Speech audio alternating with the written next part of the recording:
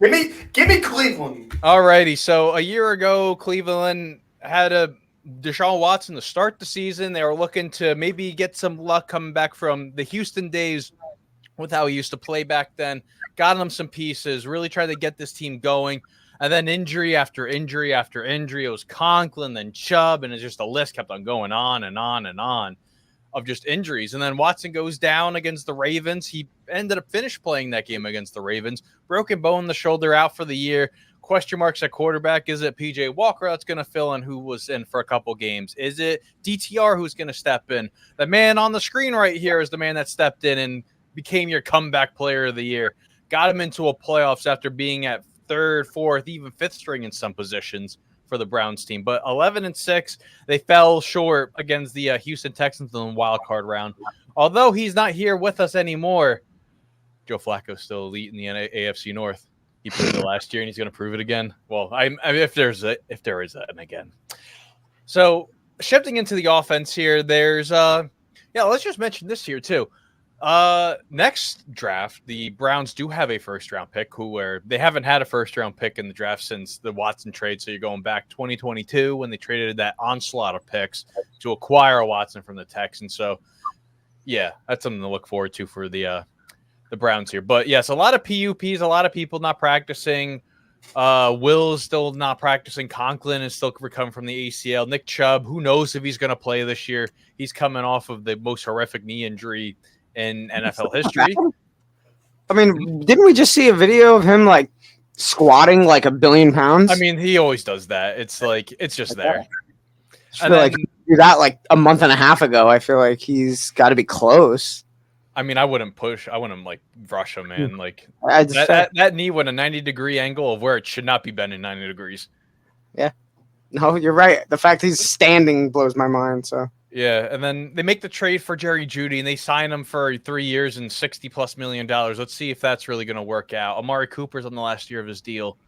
And then you look at the running backs too. Chubb's not there. Then they have Naeem Hines, who's recovering from that freak jet skiing accident last offseason. So Jerome Ford, Donta Foreman, if I forgot what his status is, because I know he was airlifted off the practice field last week. Pierre Strong is still in there. There's a lot of question marks for this team, and it's just injury, a lot of injury related. Is Conklin going to be able to fill in week 1, despite tearing his ACL week 1 against the Bengals? Will's got hurt really late into the season for the Browns. DeJuan Jones, who was really sought after, really high in that 4th round of last year's draft to be a potential starter, a day 1 starter. There is a lot more questions than I can really find answers on this team right now. Yeah, depending on how fast those PUPs get shed, yeah, it might be back to the pit of misery for the Browns. I mean, they still I think James Hudson did start for them last year at left tackle. DeJuan Jones definitely was filling in for them last year. Iafetti as well. He's been bouncing around the league as well. You think they're going to be able to recreate that magic again? Like, do that again? Joe Flacco, that thing was just incredible with Flacco. Like, he was just able to step in. And now their offensive coordinator, which I believe was their offensive coordinator, he went to New England. They bring in Ken Dorsey from Buffalo, who was ousted midseason. And he really likes to pass the ball. So now I think the ball's in Watson's court. This is a very big make or break here for the Cleveland Browns, especially with your quarterback that you're paying $50-60 million. I don't even know how much he's getting paid anymore. Because money just bounces all over the place. But yeah, I think Conklin and Will's PUP are definitely going to get wiped out by the time week 1 rolls around. But it's okay. How rusty are you going to be? Because you're not practicing. You're not doing those team reps in practice. You're not facing, actual competition. Yeah, this has been a weird offseason for Cleveland. So you lose Joe Flacco, who's your cult hero. You bring in a wolf of a wide receiver in Jerry Jeudy. I'm going to find the Jameis Winston quote. Hold on. I'm going to find this thing. You piss off your legitimate number 1 wide receiver that you've been looking for a very long time. You piss him off, which talks for Brandon Ayuk. And this team all comes down to Deshaun Watson. It's what it is. Like, this team has a lot of talent on it. We'll see if you can get the best of the Jerry Jeudy because you never saw it in Denver. But You have a very good wideout one in Amari Cooper. Elijah Moore that they traded for was a little bit disappointing for them last season. And they bring in Jerry Jeudy. You have 3 legitimate receivers. Oh boy, he's got. I got it. This is hysterical. I was pissing my pants. This is so funny. I think that's one of the things that a lot of people forget. When you can go out, you can see practice, you can knick-knack, this, that, patty whack, give a dog a bone. Deshaun Watson is going to turn it on. He always going to find a way to shine when the lights come on. Man, I just rhymed. Oh my, can I leave off that one? I know that one going to hit. I truly, this team, what is wrong with Jameis Winston? God almighty. Why do we keep putting a microphone in front of this guy? Anyway, he is right, though. Actually, he's not right, by the way. I haven't seen Deshaun Watson from Houston in probably 5 years at good Deshaun Watson. So, yeah, I don't know what they're getting in Cleveland. It's what it comes down to. They paid Deshaun. It's what you're getting. They got a solid defense. I know we're getting ready to get in the defense. I just don't make or break them because that offense might be rough. Yeah, I don't like this offense. I think if I'm gonna give my unbiased opinion, I think they're gonna crumble. I'm not gonna lie. I feel like this is one of those situations I feel like we've seen where it's like, hey, it's got to be a bounce back thing. Hey, maybe they have it, maybe they don't. Whatever. There's injuries. And it just never comes together. You see coaches fired by the end of the season. And then it's just like we see a different team next year. People are like, oh, man, big changes. Like, I feel like this is one of those situations that we've seen it before. It'll happen. And that's kind of where I'm at with this team, which is, listen, that's a little bit of an extreme reaction, of course. But I feel like Browns. No, it's not. Yeah, well, that's also true. I feel like the writing's kind of on the wall, and we've seen this before. I mean, we know they like to run the ball, but they're going to need to do some serious ball control and defense. But even if they like to run the ball, I don't look at this and say, hey, this is a top 20 running game. You know, like I do like Foreman. I really do. Like that's going to be your Smith guy. Ford's going to be your third down receiving back. And I don't know where you fit Pierre Strong because I don't really know much about Pierre Strong.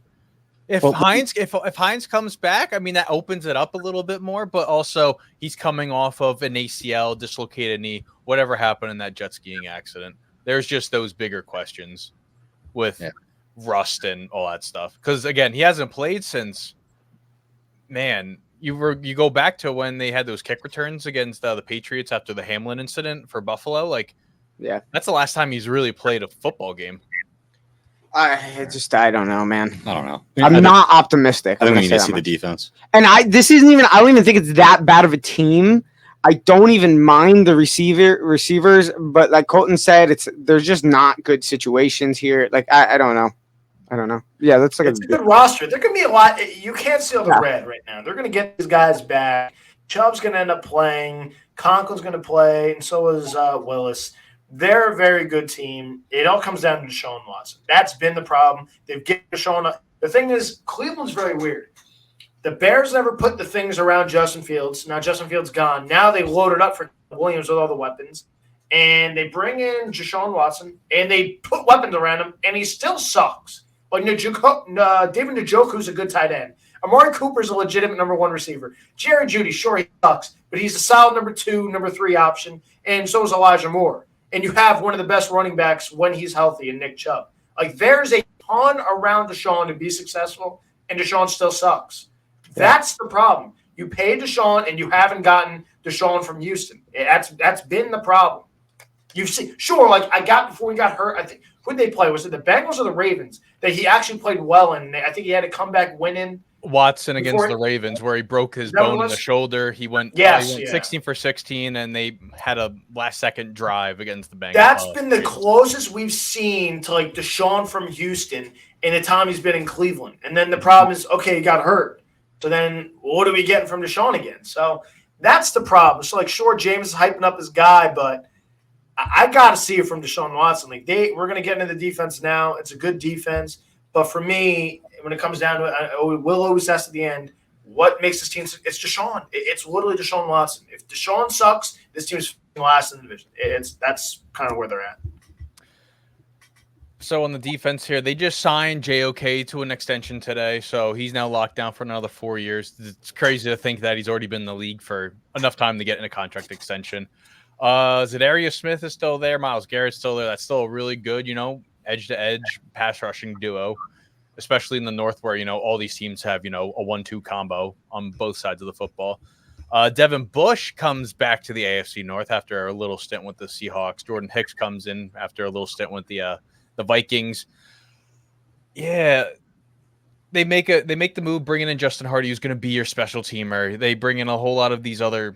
I need to bring up this list here. So they bring in Devin Bush, Hicks. Those are the only two moves that they really made on the defense. But they did end up losing Jordan Elliott, Anthony Walker, Mike Ford.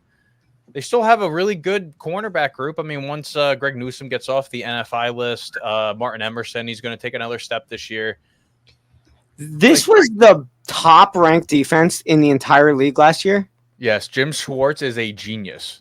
He is a really good defensive-minded guy. That's crazy. Wow. I think that it's really just what will make them successful is being able to play sound defense and then do the 2016-17 Cowboys where you run the ball and burn clock and you make it so they have to do the whole field to catch up with you. That's time after time after time. That was the entire. This was the San Fran game, right, where they beat San Fran. Everyone was shocked because their defense went off, and they sat on the lead and won the game, and everyone was like, "What?" I don't think they sat on the lead. They had to play some kind of didn't they kick a game-winning field goal? Oh, is that what? Oh, wait, is that when they threw to Amari Cooper 50 plays in a row? It felt like probably.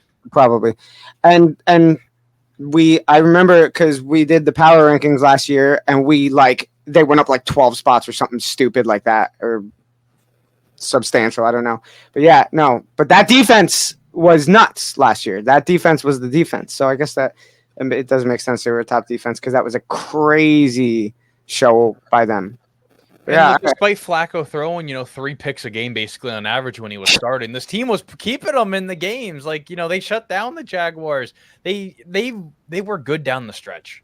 This team was really good, shutting down the Bears in the hopes that maybe Justin Fields could be a year 4 starter for the Bears. Yeah, I don't know. That run with Flacco was really magical. It really was. So I don't know if we want to head over into the schedule here. Yeah, let's. Is this a bad No, I like the schedule. It's readable. I mean, they all play the NFC East too, so they're all these are going to be kind of on the rougher side. Well, depending on how you see the Commanders. I mean, yeah. Playing. I was going to say, not playing in these places when it's cold is going to be good, but I forgot they play in colder places than most of these places they'll be traveling to. Tell you what, they don't have a good end of the. Well, it's not that bad, but the last 5 weeks sucks. Yeah, I mean that middle of the stretch, the Raiders, you don't know what the Raiders are going to be. The Commanders, they're the biggest question mark, and the Eagles, hey, they're still going to be a physical football team. Yeah. I mean, the Browns are so good against the Bengals. I can honestly chalk them up for a sweep on the season against the Bengals. Because Joe Burrow cannot play against the Browns whatsoever. He literally averages 120 passing yards in 7 contests against them. Ooh, he's just that bad. 3 road games in a row always sucks. And then they got 3 home games to follow it too. It's an AFC North schedule, man. It's definitely a brutal schedule. So I mean, there's just a little more spread out of death. But yeah, that final stretch of the season, week 14 on, is not a fun stretch there. I mean, playing the Dolphins in the cold is going to give you a much bigger advantage because you don't know what that weather's going to be in the end of December. If you're going to get snow or just a torrential downpour, that's going to be awful. That is going to be painful for Miami. I don't know if it's going to be 35 degrees and just downpours, or it's going to be snowing and just. I think that's an easy. I wouldn't say an easy win, but that's a win for Cleveland. Even with Deshaun, you can throw any quarterback in there. There's as long as Nick Chubb's healthy, that's just going to be try to tackle me in the cold. At night, yeah, it's going to be freaking rough, bro. All right, I can watch it on my nice cozy couch and not sit outside during that game. I don't know, man. I could give them 8 wins, maybe 9 wins. Like, I really can give them a sweep for the Bengals, and I think they could probably pull out either a win against the Steelers or the Ravens. I think they could go 3-3 in the division. One team's going to sweep them. Well, the Ravens on that last week might not be playing starters, so I mean, you might be able to give. I'm not that concerned over the Cowboys either. Like, the Cowboys did lose a lot of pieces, and I think facing the Cowboys without Dan Quinn could be a bigger advantage. Cowboys always start hot, though. Yeah, they beat Cowboys the hell out of always Tom start Brady hot. 2 years ago. 3 years ago. I say like 8 wins, 9 wins. Yeah, I'm between 8 and 10. 10 if maybe like they beat Miami and then Baltimore doesn't play starters, so maybe like 10 wins. But I was sitting at 8, and then you guys said the thing about Miami, and then I looked at Ravens there. So yeah, I have 8 to 10 probably. Yeah, I counted 9, including Miami as a win because of the cold and how Miami is end of season. Yeah, it's a big range with this team, like with this whole schedule. I mean, seriously though, they lose Deshaun. Who thinks they're going on a run with Joe Flacco to go on to get 11 wins? Yeah, but that's the conversation with any team is they lose their quarterback. How many do you see them winning now? Well, no, but that's my point though. Like, we talk about like how the Bengals could probably be winning this division, but then it's like Joe Burrow's injury history. Like, this whole division, I feel like has a range. Like, this is the lowest they'll have is 8 wins or 9 wins is the lowest you'll get from this division, and the highest from each team could be up to 13 wins. I feel like that's for every team in this division. It sounds stupid, but last year proved it. So Burrow goes down, Deshaun Watson goes down, and they both end up with over 500 records. And the Steelers had no quarterbacks, and they still ended up over 100. Like, that's this whole division. It can go from bottom is 8 wins, like worst case scenario, Lamar goes down, Burrow, Deshaun, whatever quarterback goes down, and a max of 13 wins. Like, that's the range of this whole entire division. So I don't want someone coming back and clipping us, oh, you idiots had us at 9 wins and we end up having 12. Like, that's this whole division. It's 8 to 13 wins.